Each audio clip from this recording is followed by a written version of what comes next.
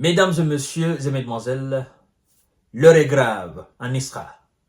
Oui, ce mercredi 6 novembre 2024 ne fait pas exception à la règle.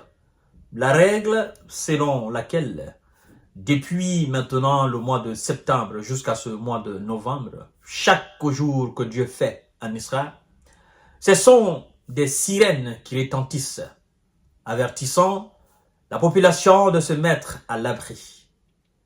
Et population qui vit dans l'insécurité alors.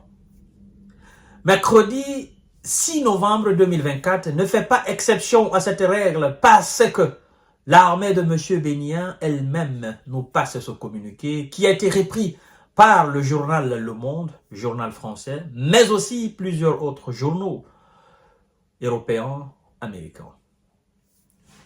L'armée de M. Bénia indique avoir détecté 120 projectiles tirés depuis le Liban, qui ont franchi les frontières de l'Israël.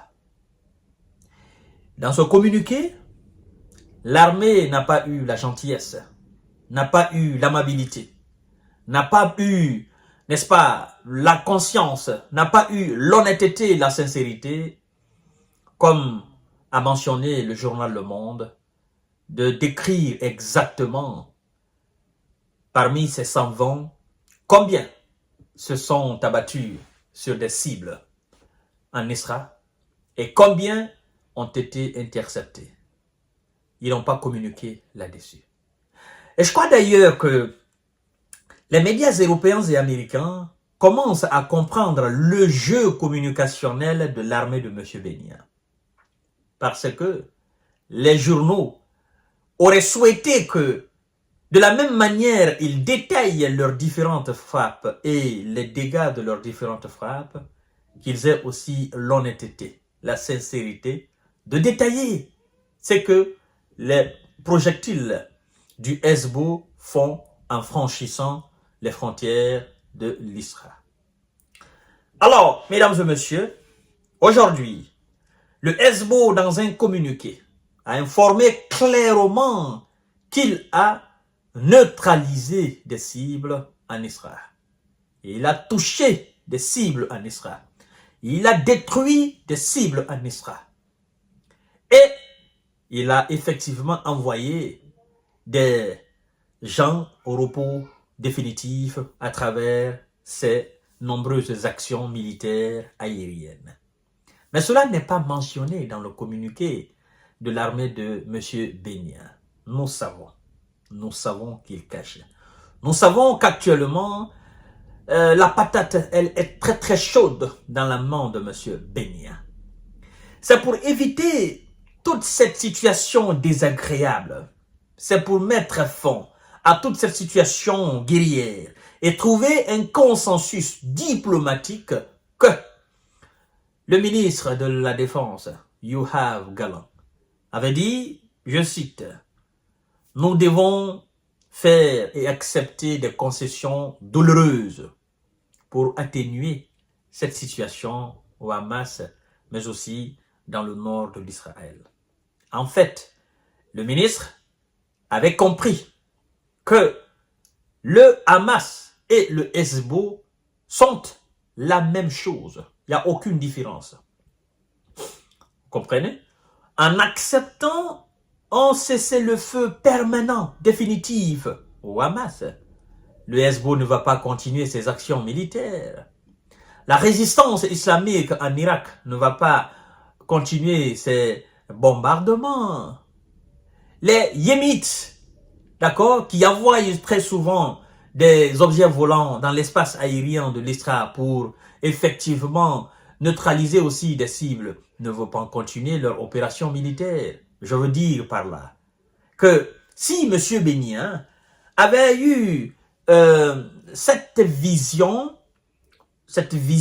selon laquelle tous les objectifs ne peuvent pas être atteints militairement, s'il avait eu cette vision d'accepter le ministre de la Défense son travail dans l'ombre, parce que comme a dit les Américains, ce ministre Il abattait un travail dans l'ombre.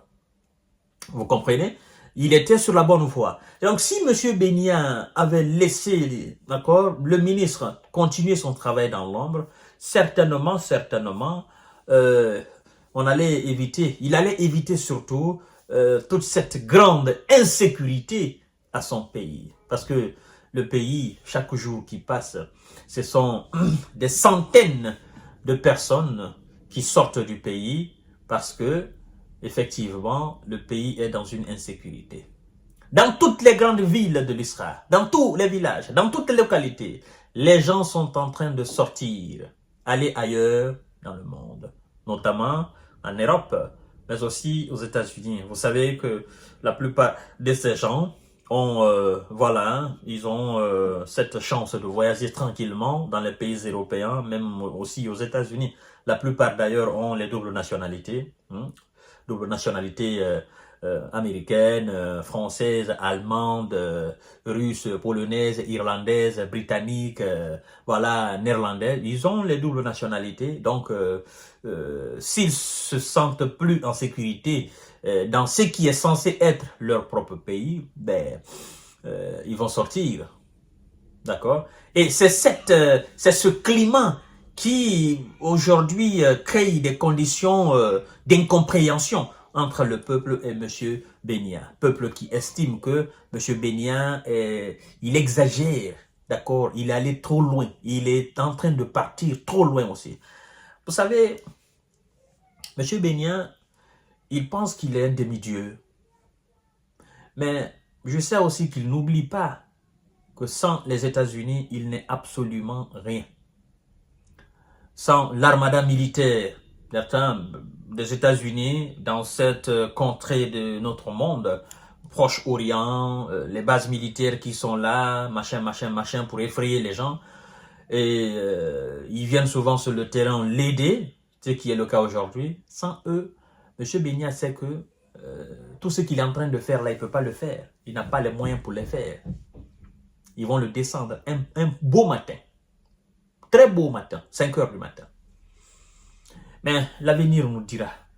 D'accord? Je vous reviens tout à l'heure parce que les informations continuent de tomber.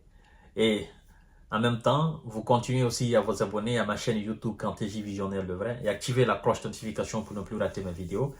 C'est très important et partagez largement les émissions partout où vous voulez. Merci beaucoup.